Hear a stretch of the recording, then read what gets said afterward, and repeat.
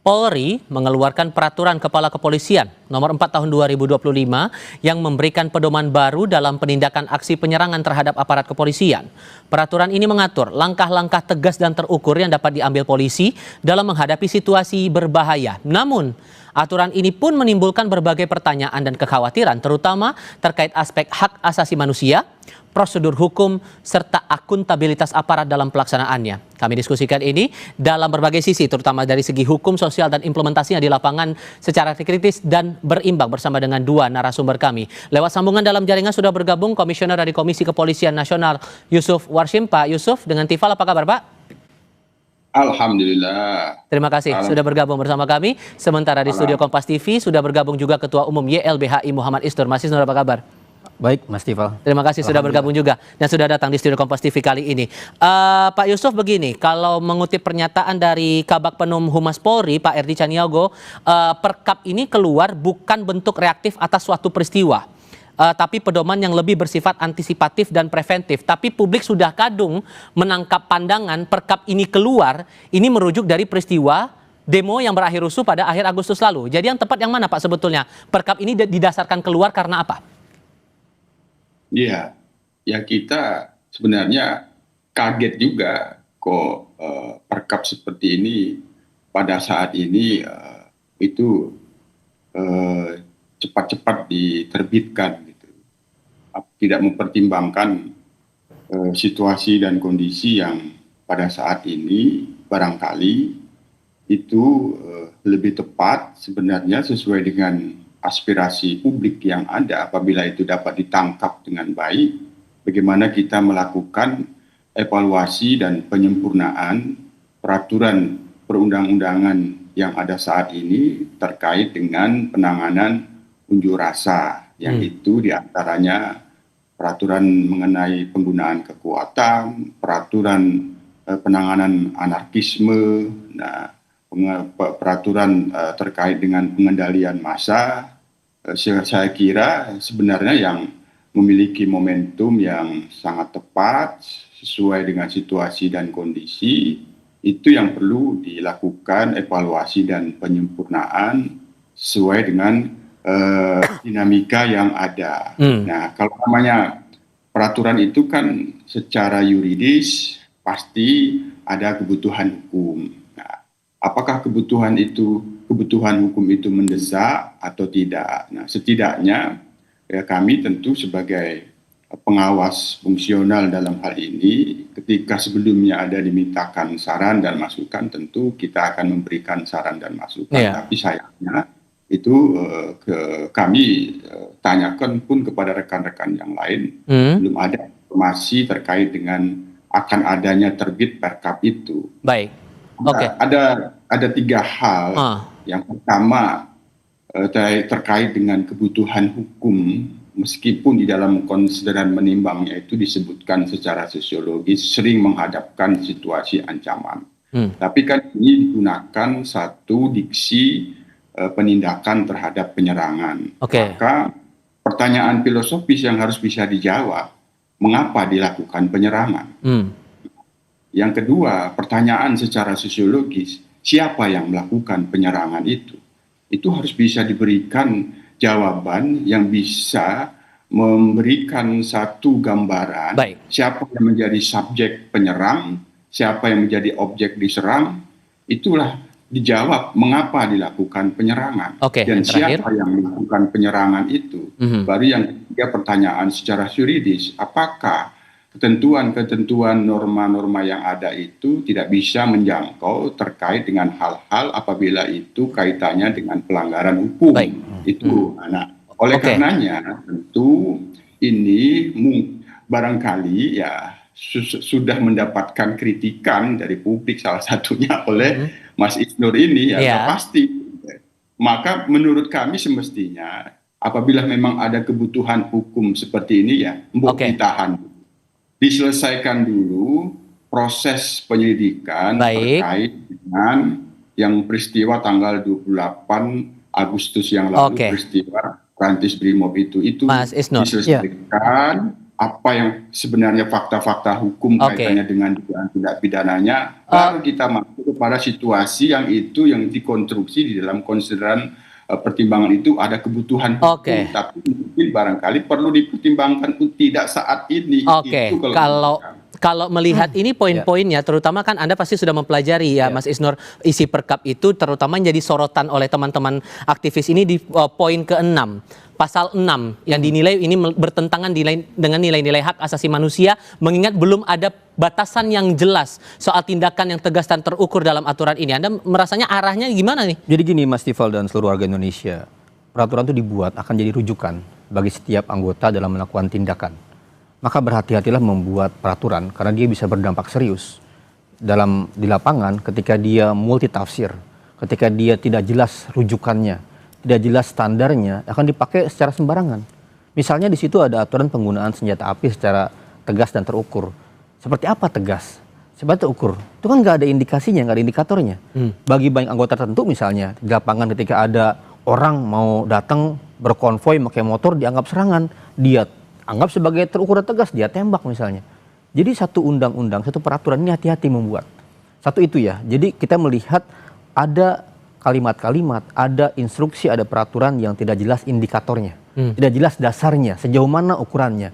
Dalam undang-undang Mas, dalam PUU disebut namanya lex stricta. Jangan sampai buat peraturan itu nggak strict.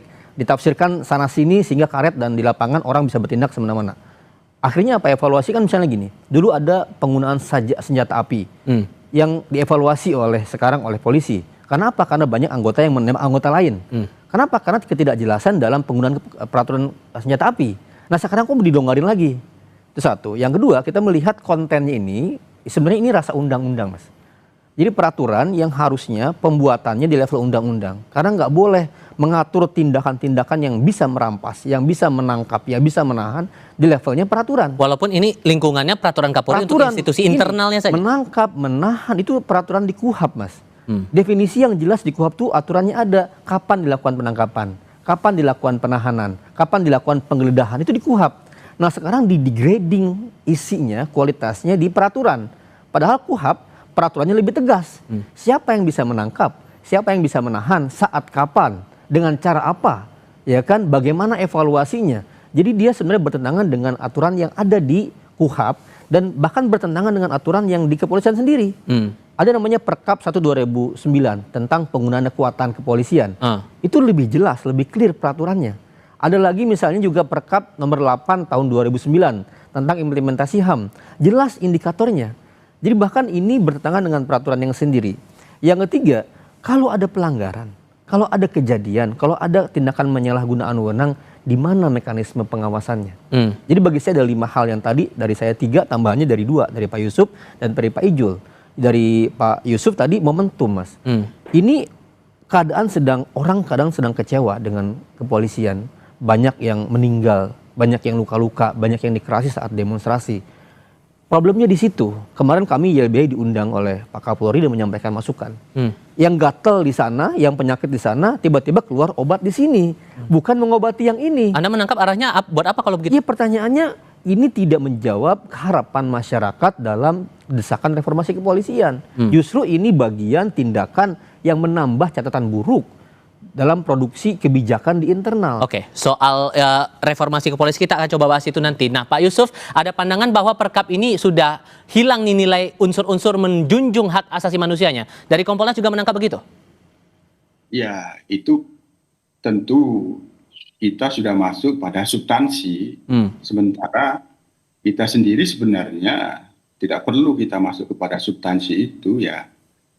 Pada posisi perlu dipertimbangkan terbitnya Perkap ini, ketika pun dikatakan ada kebutuhan hukum, tentu situasi dan kondisi pada saat ini, apa yang dimaksud kebutuhan itu ya kita lihat bagaimana kebutuhan publik, kebutuhan masyarakat, tuntutan dan harapan publik dan harapan masyarakat terhadap Polri itu apa. Nah, jadi kami tentu tidak ingin masuk terlalu cepat kepada persoalan-persoalan substansi karena saya sendiri sebagai anggota Kompolnas ya terkaget-kaget mengapa Perkap ini pada saat ini diterbitkan. Padahal dari KUHP yang ada sekarang juga sebetulnya sudah mumpuni menurut Anda begitu Pak?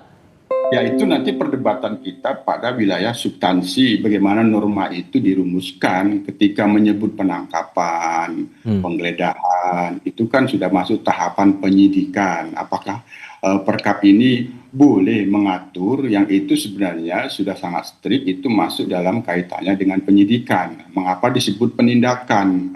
Maka kan ketika ruang lingkupnya itu masih sedemikian rupa bisa dipandang multitafsir, ini penindakan yang dimaksud penyidikan atau bukan, nah itu perlu dilakukan perdebatan lebih luas dan panjang lagi. Oleh karena itu, sekali lagi kami sebagai pengawas fungsional Polri dalam hal ini tidak ingin masuk dulu kepada persoalan substansi itu.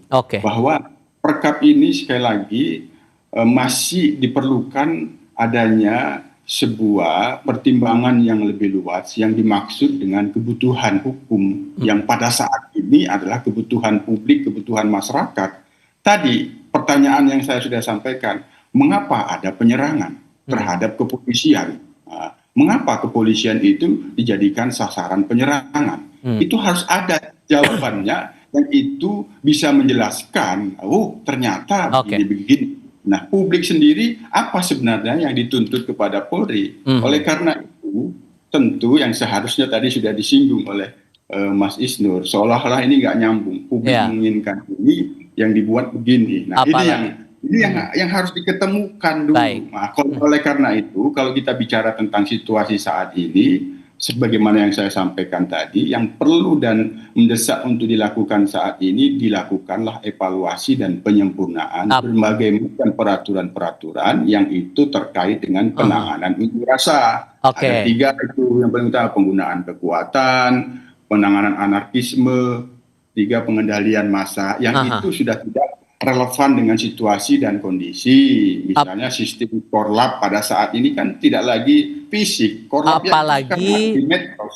semangatnya, dorongannya dari publik adalah agar reformasi Polri ini betul-betul terwujud. Terlebih dari Polri sudah membentuk tim reformasi kepolisian. Apakah ini bertolak belakang kesannya? Tadi sudah disinggung Mas Isnur, tapi mungkin kita akan bahas itu nanti di segmen berikutnya. Kita jeda sebentar, kami segera kembali. Sebenarnya Anda, Mas Isnur, sudah sempat menyinggung ini akhirnya akan bertolak belakang dengan semangat reformasi Polri, terlebih sudah ada pembentukan dari Kapolri juga dari tim reformasi kepolisian dan rencananya Presiden walaupun sampai sekarang juga belum kelihatan nih anggotanya persisnya ada siapa. Cuman kan pada akhirnya dilihatnya begini, karena ini aturan internal, ya harusnya kan tidak perlu dipermasalahkan, kasarnya begitu. Kalau mau diatur, karena ini kan bentuk penegasan karena sudah ada KUHAP, ya pelapisnya adalah Perkap. Bagian mana yang hilang dari nilai-nilai reformasi Polri itu? Internal, tapi targetnya adalah eksternal. Ini kan internal, tapi ngasih kewenangan untuk anggota melakukan tindakan ke eksternal. Itu yang repot, nggak boleh seperti itu. Makanya dalam bentuk undang-undang atau peraturan internal kelembagaan, baik peraturan Kapolri, peraturan Menteri, itu ada tata caranya, Mas. Ada namanya undang-undang tentang pembentukan peraturan undang-undangan. Perkap-perkap seperti ini harus direview dulu oleh Kementerian Hukum. Ada Dirjen PP di sana, perundang-undangan. Diatur apakah dia sesuai dengan undang-undang yang lain, apakah dia selaras, apakah tidak bertentangan, apakah materi muatan undang-undangnya itu memang harus oleh Perkap atau oleh undang-undang. Nah, saya curiga Perkap ini tidak direview oleh Kemenkum dan Setnek. Jadi perlu ditanya nih kepada Kemenkum dan Setnek apakah melalui review standar pembuatan perundang-undangan. Dan Perkap ini keberlakuannya nggak bisa langsung berlaku langsung, harus dimasukkan dalam lembaran berita negara. Gitu, itu aturan undang-undang. Maka pertanyaannya apakah ini memenuhi syarat seperti itu semua? Maka bagi saya Presiden Prabowo ya melalui Setnek dan Kemenkum harusnya mereview peraturan ini. Kalau kepolisian atau Kapolri tidak mau mencabut, tidak mengubah, direview. Apakah muatannya, tata caranya sudah benar apa tidak? Meskipun penindakannya di dalam itu sudah dibuat secara berjenjang. Mulai dari peringatan lisan sampai kemudian ada tindakan tegas dan terukur itu. Iya, tapi itu kan pertanyaannya itu levelnya di Perkap atau di undang-undang. Kalau misalnya di level undang-undang kan gini, setiap tindakan kekerasan atau ada tindakan kejahatan ditangkap di lokasi, kan ada namanya tangkap tangan dalam KUHAP. Itu bisa penangkapan, apa yang disebut dengan penangkapan ada di KUHAP. Jadi harusnya kata penangkapan, kata penyitaan, penggeledahan itu pakai definisi KUHAP, jangan bikin definisi sendiri. Di KUHAP itu Mas definisinya jelas, apa yang maksud dengan penyitaan, kapan bisa disita, kapan bisa ditangkap, kapan bisa digeledah, itu ada semua. Nah pertanyaannya kenapa nggak pakai KUHAP? Kenapa nggak pakai perkap yang sudah ada sebelumnya gitu? Dan momentumnya, situasinya nggak tepat sekali, betul sekali. Dan isinya multitafsir. Apa yang dimaksud dengan tegas dan terukur? Kapan terukur itu dengan cara apa? Kapan misalnya penggunaan peluru karet? Kapan penggunaan peluru tajam? Itu kan nggak ada, Mas. Definisi di situ, di batasan di mana? Baik. Oke, sehingga Pak Yusuf kalau melihat dinamikanya seperti ini, sesungguhnya secara umum perkap itu lahir untuk perumusan sampai akhirnya ada produk jadi perkap itu sama seperti regulasi-regulasi lain, harus ada diskusi dulu dengan pihak-pihak lain baru keluar aturannya, atau beda lagi mengingat ini aturan lingkungan internal Polri saja? Ya tentu kalau itu berdasarkan Undang-Undang Nomor 12 Tahun 2011 tentang pembentukan peraturan perundang-undangan, sebuah aturan itu dibentuk, diterbitkan dan ditetapkan itu pasti karena ada kebutuhan hukum dan kebutuhan masyarakat. Itu oleh karenanya ketika itu dipandang ada kebutuhan hukum, maka tentu kan di dalam pembentukan peraturan perundang-undangan kita bisa memaknai apa yang di dalam putusan Mahkamah Konstitusi itu yang disebut meaningful participation. Jadi partisipasi bermakna, meskipun perkap ini adalah peraturan yang itu berlaku di internal kepolisian, maka kita ajukan pertanyaan sosiologis tadi, karena di dalam membuat peraturan perundang-undangan itu kan ada landasan sosiologis. Maka pertanyaan sosiologis tadi harus bisa dijawab, yang itu bisa menggambarkan siapa yang akan diatur dan siapa yang akan disasar dalam aturan ini. Siapa yang melakukan penyerangan itu di dalam fakta-fakta sosiologis. Apakah aparat yang melakukan penyerangan atau bukan aparat? Itu. Kan itu kalau dilihat fakta-fakta sosiologisnya, yang kalau kontekstualnya sekarang, anarkisme yang itu ada di dalamnya melakukan perusakan fasilitas-fasilitas kepolisian, berarti kan masyarakat. Masyarakat yang dalam hal ini akan diatur. Oleh karenanya, maka di sini terbuka adanya meaningful participation. Maka meaningful participation itu perlu dilakukan yang disebut namanya evaluasi dan penyempurnaan, yang itu bisa melibatkan Mas Isnur sebagai melihat apakah kalau kita masuk kepada substansi yang disebut di dalam hal ini kan sebenarnya kan tindak pidana semua itu yang dimaksud penyerangan itu, pembakaran, perusakan, pencurian, perampasan itu kan tidak pidana. Perkapnya sudah ada penyidikan tidak pidana kalau itu tidak pidana. Maka kaitannya dengan penindakan yang dimaksud ini kalau kita sudah masuk ke perdebatan substansi, maka akan muncullah kritikan-kritikan yang itu disampaikan oleh Mas Isnur dan yang lain, itu yang menjadi pertanyaan bahwa ada pertentangan dengan KUHAP misalnya. Nah, kalau sudah itu ya itu perdebatan. Nah, tentu yang bisa memastikan ada pertentangan secara hukum memang itu wilayahnya ada Mahkamah Agung ketika dilakukan judicial review. Tapi itu sudah kelihatan terlebih dahulu ketika ada meaningful participation yang di dalamnya dilakukan evaluasi dan penyempurnaan. Karena ini mendadak, Pak, sorry saya potong, karena ini mendadak diketahui oleh Kompolnas, berarti Kompolnas belum dapatkan komunikasi apapun dari pihak Polri soal perkap ini, atau malah sudah ada perbincangan sebelumnya kenapa perkap ini keluar? Ya kita tadi kaget ada perkap ini diterbitkan, padahal situasinya pada saat ini harapan daripada publik, masyarakat itu Polri berbenah. Nah, Polri perlu dilakukan reformasi. Situasi dengan kaitannya dengan kegiatan unjuk rasa yang itu menimbulkan bentrok, korban, ada kebutuhan yang itu sebenarnya perlu dilakukan evaluasi dan penyempurnaan. Berbagai macam aturan penanganan unjuk rasa. Kan itu yang terlihat. Kebutuhan yang ada itu meskipun ini ada, tapi ada skala prioritas yang perlu dilihat. Artinya ya tadi sesuai dengan tema yang diangkat di dalam pembahasan kita pada sore ini, ya sebenarnya bukan langkah mundur reformasi, belum nyambung kepada apa yang dimaksud kaitannya dengan suara yang sudah nyaring reformasi itu nyampe ke istana negara. Kalau gitu Mas Isnur, terakhir untuk Anda, ini masih bisa direvisi atau ada kemungkinan dicabut, atau harusnya gimana sih merespon ini? Kapolri cabut dulu. Revisi kan harus dicabut dulu. cabut dulu, kemudian kalau emang ada kebutuhan pengamanan markas, kebutuhan pengamanan kantor, itu kan bisa diatur dengan banyak peraturan yang sudah ada.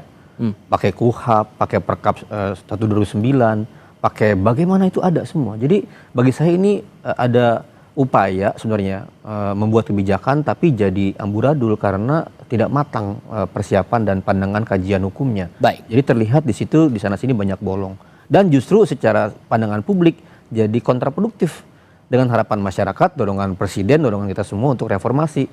Ini malah menjadi menambah poin negatif. Oke.